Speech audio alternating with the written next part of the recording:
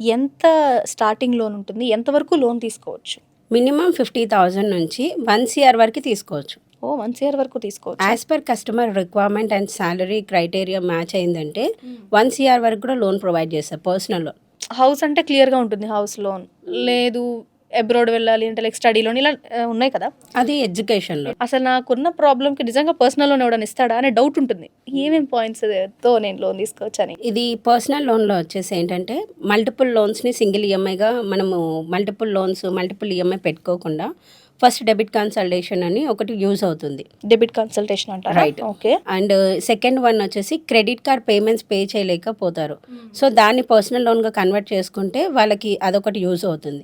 Third point ఏంటంటే మ్యారేజ్కి expenses కోసం, సమ్ హోమ్ రినోవేషన్ కోసం, ఇలాంటి చిన్న చిన్న వాటి కోసం పర్సనల్ లోన్ తీసుకోవచ్చు. బికాస్ పర్సనల్ లోన్లో ఏంటంటే minimum 1 year to only 7 years వరకే ఇస్తారు. మ్యాక్సిమం అయితే ఓన్లీ 5 ఇయర్సే ఇస్తారు. 7 ఇయర్స్ సమ్ పీపుల్స్కి మాత్రమే వస్తుంది, అందరికీ రాదు అది. 5 ఇయర్స్ వరకే వస్తుంది కాబట్టి చిన్న అమౌంట్స్ ఇది మనకి షార్ట్ టర్మ్ ఉంటుంది కాబట్టి చిన్న చిన్న ఎక్స్పెన్సెస్ కోసం తీసుకోవచ్చు.